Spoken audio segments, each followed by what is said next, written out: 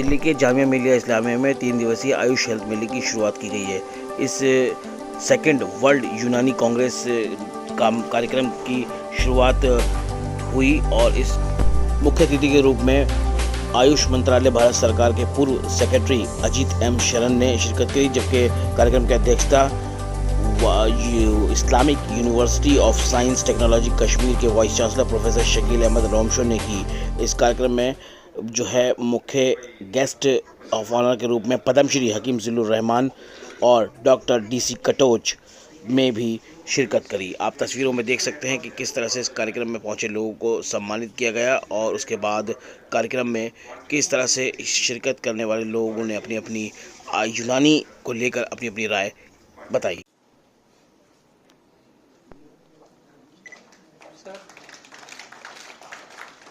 Thank you, sir.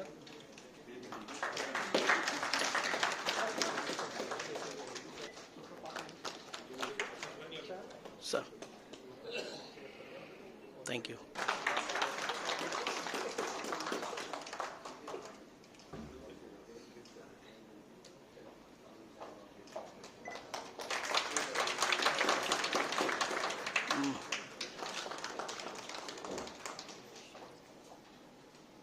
Our honor and privilege to get this moment to talk.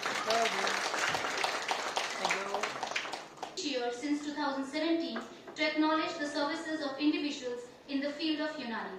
It's my pleasure to invite the chief guest to present the award. As Dr. Mohammad Yusuf is not in a position to travel, Dr. Yunus Munshi will be receiving the award in his behalf.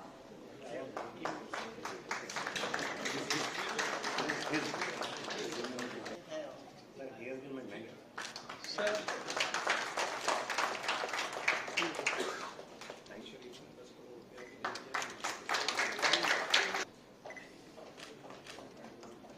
Dr. Nazish Asmi, Dr. Sadia Zahid, Janab Monis Dehli.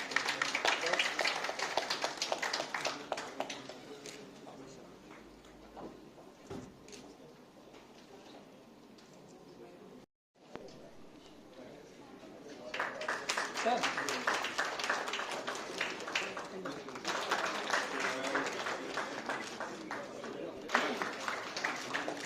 Thank you. Correct.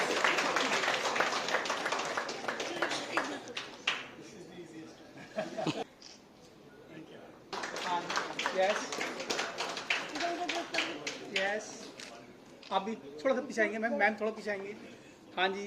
Yes. 1 minute. Thank you. Thank you. Thank you. Next we have All India.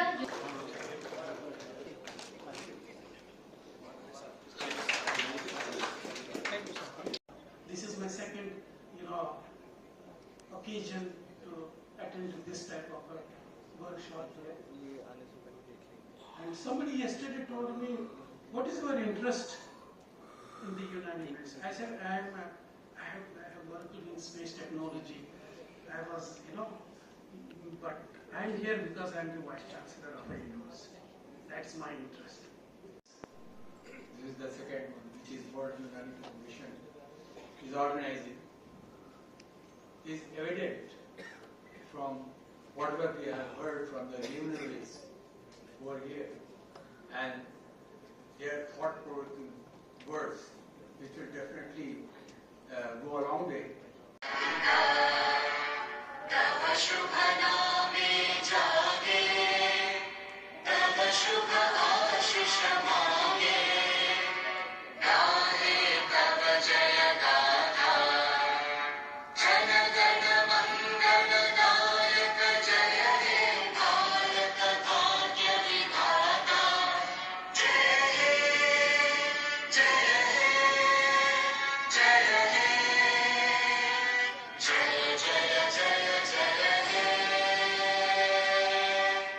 World यूनानी कांग्रेस में participate किया है, क्या कहना चाहेंगे इस बारे में? ये बहुत ही अच्छा इनिशिएटिव है।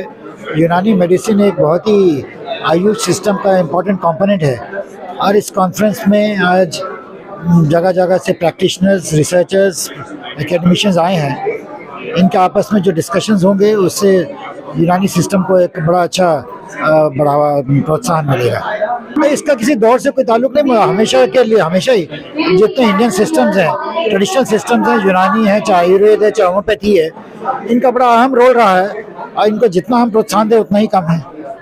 देखिए, ये बड़ी खुशी की बात है कि मोहसिन दहलवी साहब ने इससे पहले 2017 में पहला वर्ल्ड कांग्रेस यूनानी की यहाँ दिल्ली में मुनक़िद की और अभी दूसरा उसका सेशन था, तो बड़ी खुशी की बात है। यूनानी, जैसे मैंने आज लेक्चर में भी कहा, कि ग्लोबल सिस्टम ऑफ मेडिसिन है और ये दूसरी जो लोकल मेडिसिन्स हैं, चाइनीज़ या जापानीज़, कोरियन या हमारे इंडिया की सिस्टम्स हैं, ये सब मुकामी हैं, लेकिन यूनानी की शुरुआत ओल्डेस्ट मेडिकल सिविलाइजेशन मेसोपोटामिया, फिर इजिप्शियन मेडिकल सिविलाइजेशन 5000 BC, फिर ग्रीक, फिर रोमन्स, फिर अरब, फिर central Asian countries, north African countries, फिर ईरान, टर्की, तो एक बड़ा दायरा है इसका यूनानी का। और इतनी किताबें, इतना लिटरेचर है यूनानी में कि किसी सिस्टम में उसका 100वां हिस्सा भी नहीं है, बल्कि इसमें मुबालगा ज़रा भी नहीं है। अकेले इब्न सीना की 250 किताबें हैं, इसी तरीके से दूसरे लोगों की किताबें हैं। अब इब्न सीना की सिर्फ एक किताब में 1 मिलियन वर्ड्स हैं, 10 लाख अल्फाज। वो 57 साल की उम्र में मर गया, 57, और 250 से ज़्यादा किताबें लिख गया। तो इसी तरीके से हिंदुस्तान के अंदर बड़ा काम किया है यूनानी तबीबों ने। इस कदर तसानीफ़ है लोगों की, और उन्होंने मुख्तलिफ़ यूनानी के जो मज़ामीन हैं उनके ऊपर बड़ी यादगार चीज़ें छोड़ी हैं। तो यूनानी की एक बड़ी ट्रेडिशन है और दुनिया के बहुत से मुल्कों में। और खुशी की बात यह है कि इंडिया इस वक्त सबसे बड़ा सेंटर है यूनानी का, और गवर्नमेंट ऑफ इंडिया जहाँ आयुर्वेदा को, सिद्धा को फ़रोग़ दे रही है, वहाँ यूनानी भी इसके अंदर शामिल है। और यूनानी के हिंदुस्तान में जितने सेंटर्स हैं, इंस्टीट्यूट्स हैं, और जितनी डिस्पेंसरीज़ हैं, जितने बड़ी तादाद में यहाँ प्रैक्टिशनर्स हैं, पाकिस्तान या बांग्लादेश या दुनिया के मुल्कों में नहीं है। तो इस वक्त इंडिया सबसे बड़ा सेंटर है यूनानी मेडिसिन का, और हमको इस पर नाज है। और यूनानी हिंदुस्तान से ही पहचानी जाती है दुनिया के अंदर। We are PhD scholars from representing Sher-e Kashmir University of Agriculture Sciences, and we're lucky enough to be a part of this conference, and we would like to thank our Vice Chancellor, Dr. Nazir Ahmed Ganai sir, and our Dean, which is also my advisor, Dr. Sajjad Ahmed Gangu sir, who give us the opportunity to be the part of this conference today, Second World Unani Congress. Thank you. आप दिल्ली आए, क्या लगता है यूनानी को किस तरह से आप वहाँ कैसे देख रहे हैं कश्मीर में?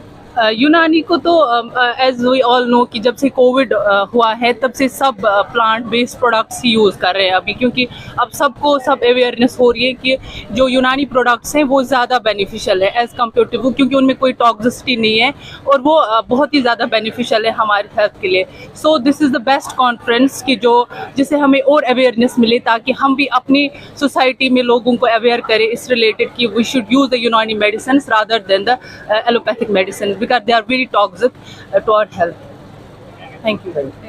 ये हमारी एक फाउंडेशन है, वर्ल्ड यूनानी फाउंडेशन, और इसका ये सेकंड चैप्टर है, सेकंड वर्ल्ड यूनानी। पहला हमने किया था 2017 में, और हमने प्लान किया था एवरी 2 इयर्स करने को, लेकिन वो पैंडेमिक की वजह से इसको हमने ये डिले हो गया है।